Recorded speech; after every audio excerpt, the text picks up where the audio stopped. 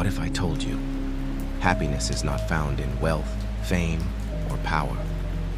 What if the secret of happiness was hidden in losing it all?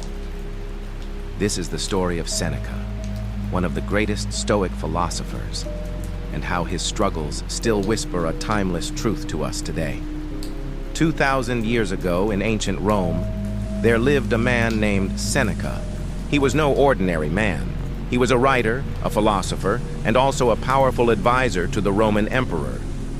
From the outside, Seneca had it all: gold, influence, students who admired him, and the respect of society.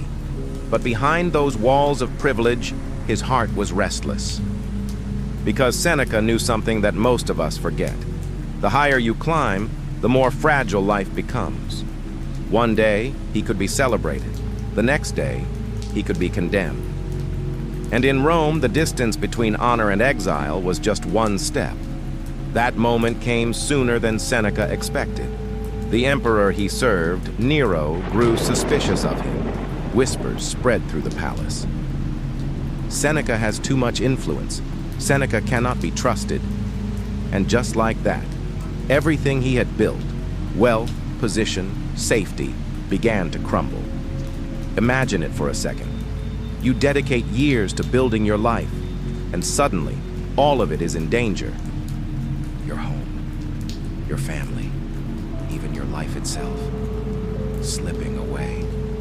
Most people would break. Most people would cry out, "Why me? Why now?" But Seneca, he chose something different. He remembered the teachings of Stoicism. He remembered that true happiness cannot depend on things that others can take away. So, when the emperor forced him into isolation, Seneca accepted it. When riches were stripped from him, he let them go. And in that silence, away from the noise of Rome, he began to write words that still inspire the world today. In his writings, Seneca shared a radical idea. He said, "We suffer more often in imagination than in reality." Think about that. Most of our pain comes not from the world itself, but from the stories we tell ourselves. We fear loss before it even happens. We suffer twice, once in imagination and once in reality. Seneca realized something powerful in exile. Happiness is not about controlling life. It's about controlling our mind. Because power, wealth, and status, they are like sand in your hand. The tighter you hold, the faster they slip away.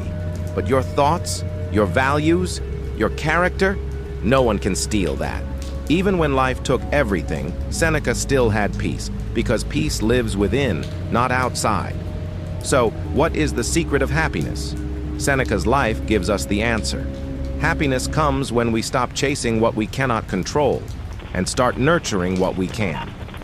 Ask yourself today, are you measuring your life by the size of your bank account or by the strength of your heart? Do you spend nights worrying about what might happen tomorrow instead of living the gift of today? Seneca reminds us, the storms of life will come. We cannot stop them, but we can learn to stand calm, like a rock, as the waves crash around us. Happiness is not in having more. It is in needing less. It is not in escaping hardship. It is in facing it with courage. So next time you feel restless, ask yourself, what truly belongs to me? The answer is simple. Your choices, your values, your character. And that is enough. 2,000 years have passed since Seneca walked the streets of Rome. Empires have fallen, cities have turned to dust, but his wisdom still speaks. Because happiness is not a destination, it is a way of living, a way of seeing, a way of being. And the secret is this: happiness begins the moment you realize nothing outside you can truly make you free. Freedom is already inside.